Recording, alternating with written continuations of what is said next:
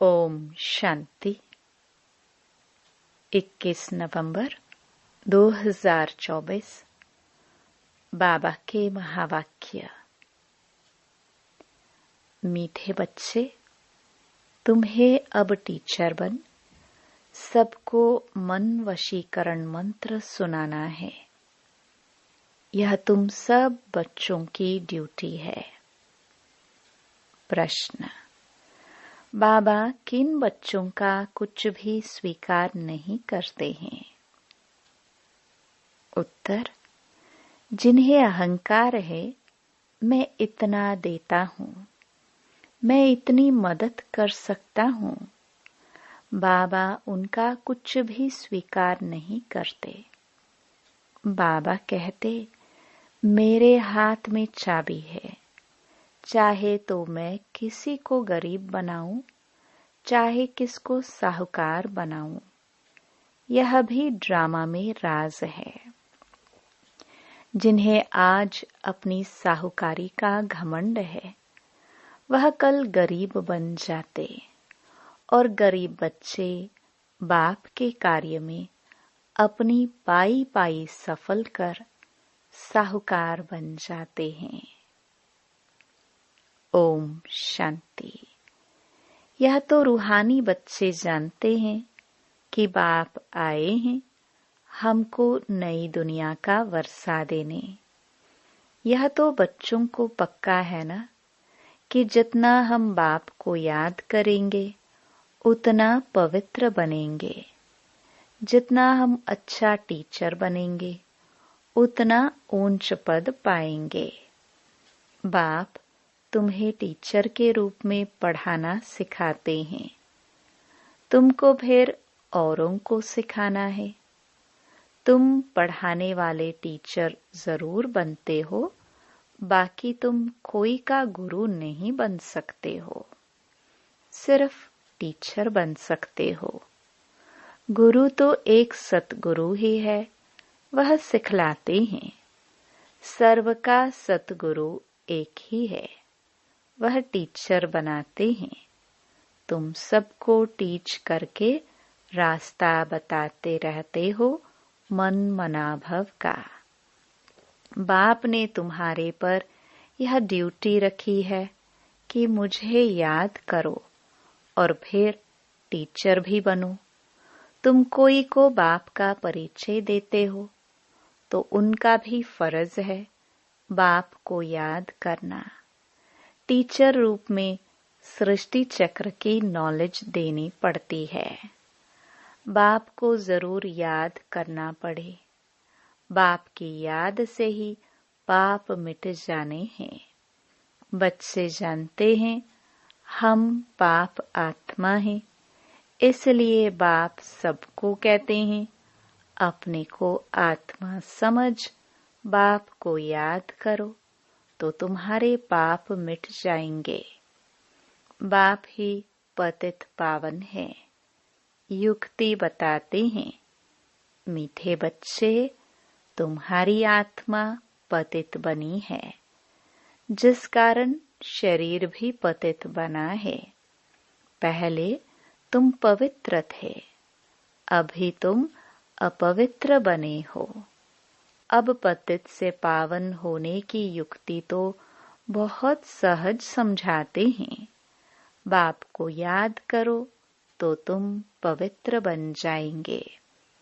उठते बैठते चलते बाप को याद करो।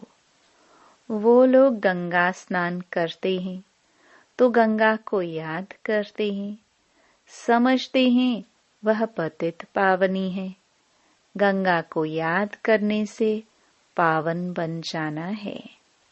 परंतु बाप कहते हैं कोई भी पावन बन नहीं सकते हैं। पानी से कैसे पावन बनेंगे? बाप कहते हैं मैं पतित पावन हूँ।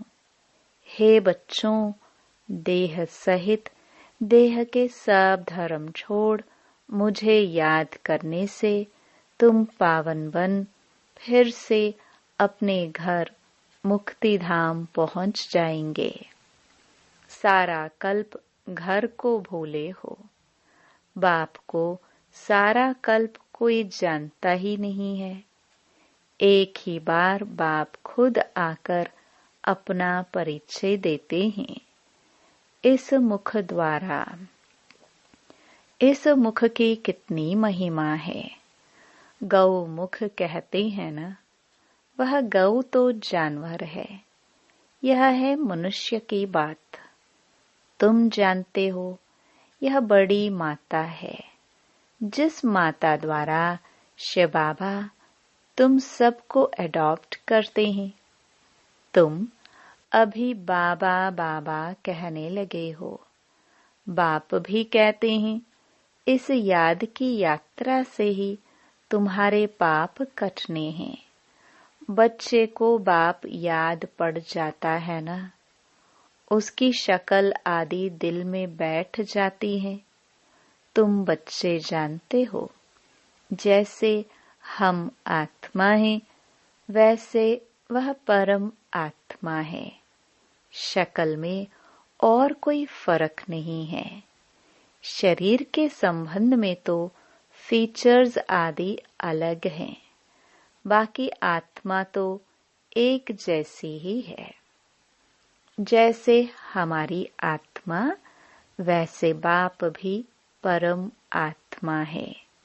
तुम बच्चे जानते हो, बाप परम धाम में रहते हैं, हम भी परम धाम में रहते हैं। बाप की आत्मा और हमारी आत्मा में कोई फर्क है नहीं। वह भी बिंदी है, हम भी बिंदी है।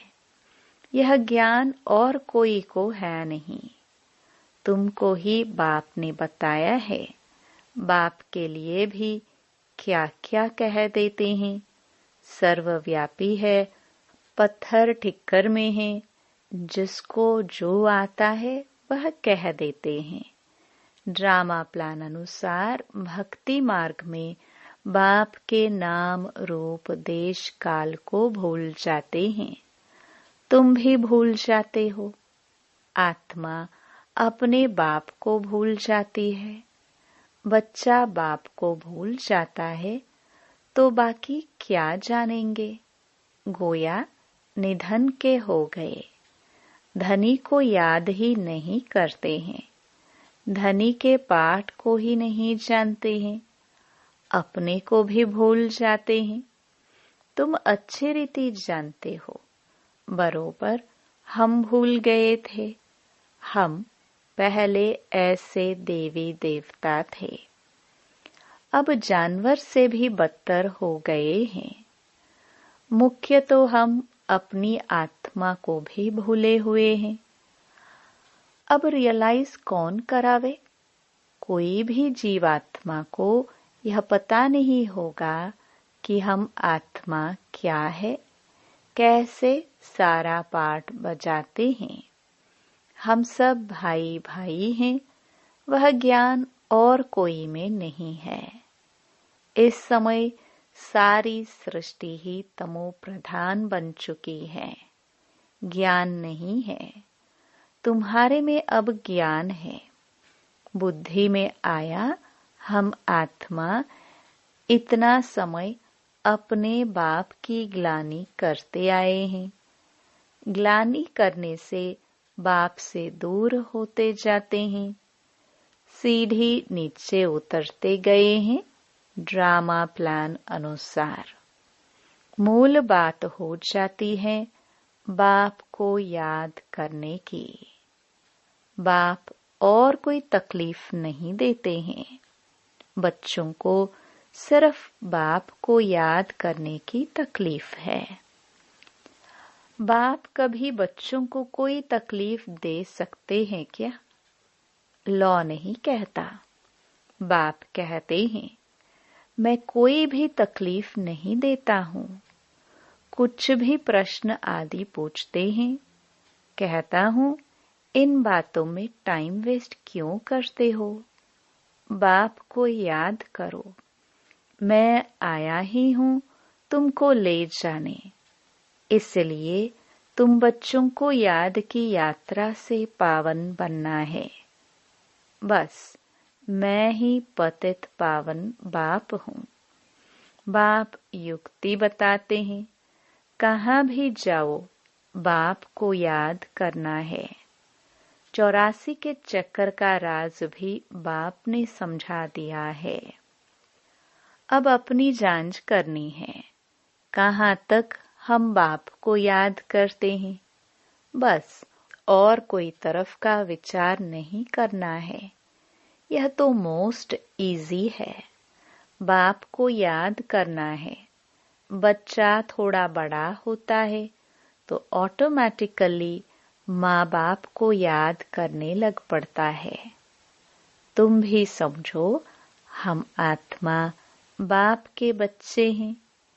याद क्यों करना पड़ता है?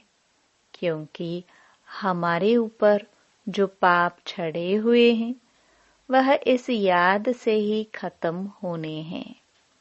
इसलिए गायन भी है, 1 सेकंड में जीवन मुक्ति। जीवन मुक्ति का मदार पढ़ाई पर है और मुक्ति का मदार याद पर है। जितना तुम बाप को याद करेंगे और पढ़ाई पर ध्यान देंगे तो ऊंच नंबर में मर्तबा पाएंगे। धंधा आदि तो भल करते रहो, बाप कोई मना नहीं करते। धंधा आदि जो तुम करते हो वह भी दिन रात याद रहता है ना। तो अब बाप यह रूहानी धंधा देते हैं, अपने को आत्मा समझ मुझे याद करो और 84 के चक्कर को याद करो।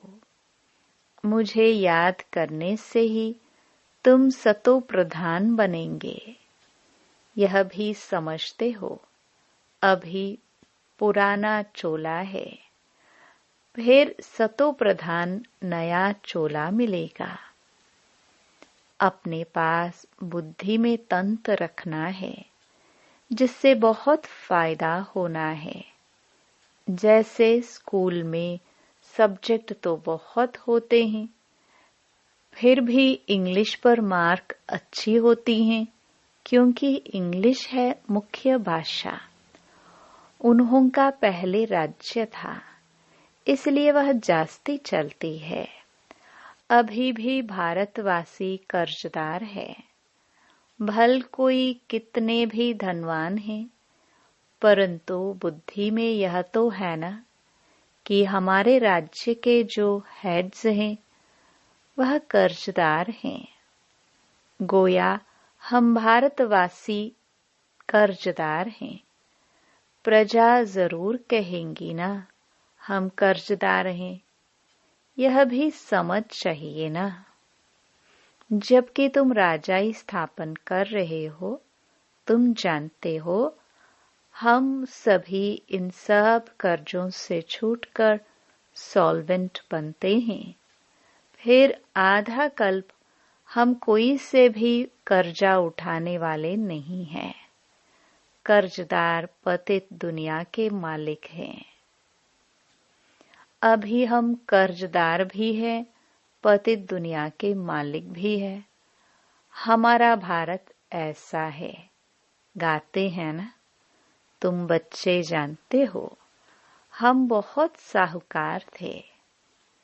परिजादे परिजादिया थे, यह याद रहता है। हम ऐसे विश्व के मालिक थे। अभी बिल्कुल कर्जदार और पतित बन पड़े हैं। यह खेल की रिजल्ट बाप बतला रहे हैं। रिजल्ट क्या हुई है? तुम बच्चों को स्मृति आई है। सतयुग में हम कितने साहूकार थे। किसने तुमको साहूकार बनाया? बच्चे कहेंगे, बाबा आपने हमको कितना साहूकार बनाया था।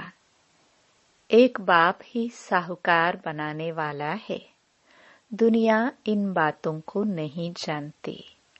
लाखों वर्ष कह देने से सब भूल गए हैं, कुछ नहीं जानते हैं। तुम अभी सब कुछ जान गए हो। हम पद्मा पदम साहूकार थे। बहुत पवित्र थे, बहुत सुखी थे। वहां झूठ पाप आदि कुछ होता नहीं। सारे विश्व पर तुम्हारी जीत थी। गायन भी है, शिव बाबा आप जो देते हो वह और कोई दे नहीं सकता। कोई की ताकत नहीं जो आधा कल्प का सुख दे सके।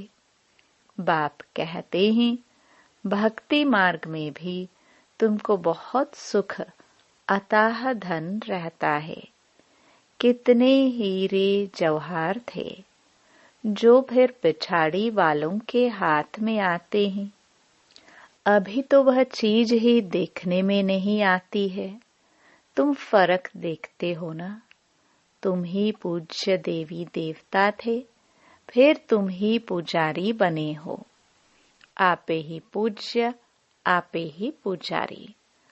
बाप कोई पुजारी नहीं बनते हैं, परंतु पुजारी दुनिया में तो आते हैं ना। बाप तो एवर पूज्य है, वह कभी पुजारी होते नहीं। उनका धंधा है तुमको पुजारी से पूज्य बनाना। रावण का काम है तुमको पुजारी बनाना। यह दुनिया में किसको पता नहीं है। तुम भी भूल जाते हो। रोज रोज बाप समझाते रहते हैं। बाप के हाथ में है, किसको चाहे साहूकार बनाए चाहे गरीब बनाए। बाप कहते हैं जो साहूकार हैं उन्हों को गरीब जरूर बनना है, बनेंगे ही। उन्हों का पाठ ऐसा है, वह कभी ठहर न सके। धनवान को अहंकार भी बहुत रहता है ना। मैं फलाना हूँ, यह हमको है। घमंड तोड़ने लिए बाबा कहते हैं यह जब आएंगे देने के लिए तो बाबा कहेंगे दरकार नहीं है, यह अपने पास रखो। जब जरूरत होगी तो फिर ले लेंगे, क्योंकि देखते हैं काम का नहीं है, अपना घमंड है। तो यह सब बाबा के हाथ में है ना, लेना व ना लेना। बाबा पैसे क्या करेंगे, दरकार नहीं। यह तो तुम बच्चों के लिए मकान बन रहे हैं, आकर के बाबा से मिलकर ही जाना है।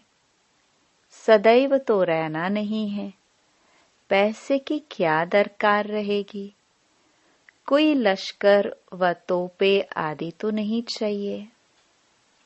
तुम विश्व के मालिक बनते हो, अभी युद्ध के मैदान में हो। तुम और कुछ भी नहीं करते हो सिवाय बाप को याद करने के।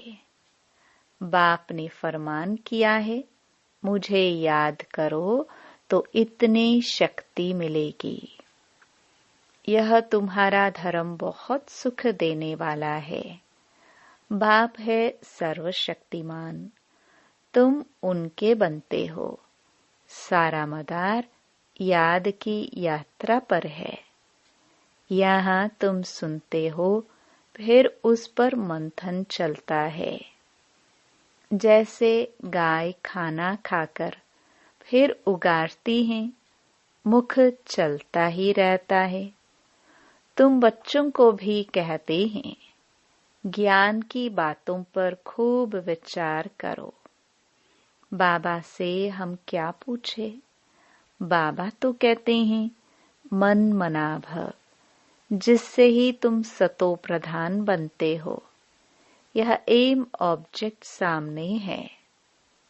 तुम जानते हो सर्वगुण संपन्न 16 कला संपन्न बनना है। यह ऑटोमेटिकली अंदर में आना चाहिए। कोई की ग्लानि व पाप कर्म आदि कुछ भी न हो। कोई भी तुमको उल्टा कर्म नहीं करना चाहिए। नंबर 1 है यह देवी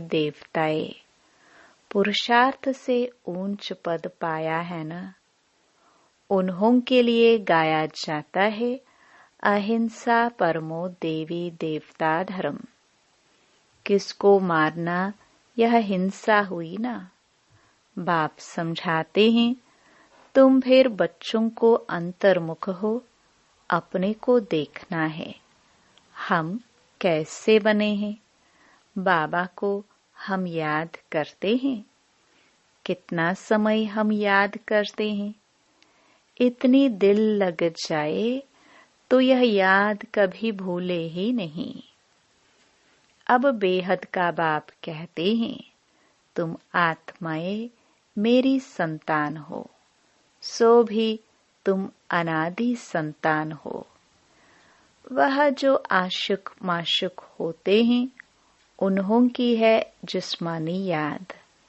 जैसे साक्षात्कार होता है फिर गुम हो जाते हैं, वैसे वह भी सामने आ जाते हैं। उस खुशी में ही खाते पीते याद करते रहते हैं। तुम्हारे इस याद में तो बहुत बल है। एक बाप को ही याद करते रहेंगे और तुमको फिर अपना भविष्य याद आएगा। विनाश का साक्षात्कार भी होगा। आगे चल जल्दी जल्दी विनाश का साक्षात्कार होगा। फिर तुम कह सकेंगे कि अभी विनाश होना है। बाप को याद करो। बाबा ने यह सब कुछ छोड़ दिया ना। कुछ भी पिछाड़ी में याद न आए। अभी तो हम अपनी राजधानी में चले। नई दुनिया में जरूर जाना है। योग बल से सब पापों को भस्म करना है। इसमें ही बड़ी मेहनत करनी है। घड़ी घड़ी बाप को भूल जाते हैं, क्योंकि यह बड़ी महीन चीज है। मिसाल जो देते हैं सर्प का, भ्रमरी का, वह सब इस समय के हैं। भ्रमरी कमाल करती है ना, उनसे तुम्हारी कमाल जास्ती है। बाबा लिखते हैं ना, ज्ञान की भू भू करते रहो। आखिरीन जाग पड़ेंगे। जाएंगे कहाँ? तुम्हारे पास ही आते जाएंगे, ऐड होते जाएंगे। तुम्हारा नामाचार होता जाएगा। अभी तो तुम थोड़े हो ना। अच्छा, मीठे मीठे सिखिलदे बच्चों प्रति मात पिता बाप दादा का याद प्यार और गुड मॉर्निंग। रूहानी बाप की रूहानी बच्चों को नमस्ते। धारणा के लिए मुख्य सार। पहला, ज्ञान का खूब विचार सागर मंथन करना है। जो सुना है उसे उगारना है। अंतर्मुख हो देखना है कि बाप से ऐसी दिल लगी हुई है जो वह कभी भूले ही नहीं। दूसरा, कोई भी प्रश्न आदि पूछने में अपना टाइम वेस्ट न कर याद की यात्रा से स्वयं को पावन बनाना है। अंत समय में एक बाप की याद के सिवाय और कोई भी विचार न आए। यह अभ्यास अभी से करना है। वरदान। दृढ़ संकल्प रूपी व्रत द्वारा वृत्तियों का परिवर्तन करने वाले महान आत्मा भव। महान बनने का मुख्य आधार है पवित्रता। इस पवित्रता के व्रत को प्रतिज्ञा के रूप में धारण करना अर्थात महान आत्मा बनना। कोई भी दृढ़ संकल्प रूपी व्रत वृत्ति को बदल देता है। पवित्रता का व्रत लेना अर्थात अपनी वृत्ति को श्रेष्ठ बनाना। व्रत रखना अर्थात स्थूल रीति से परहेज करना, मन में पक्का संकल्प लेना, तो पावन बनने का व्रत लिया और हम आत्मा भाई भाई है, यह ब्रदरहुड की वृत्ति बनाई। इसी वृत्ति से ब्राह्मण महान आत्मा बन गए। स्लोगन: व्यर्थ से बचना है तो मुख पर दृढ़ संकल्प का बटन लगा दो। ओम शांति।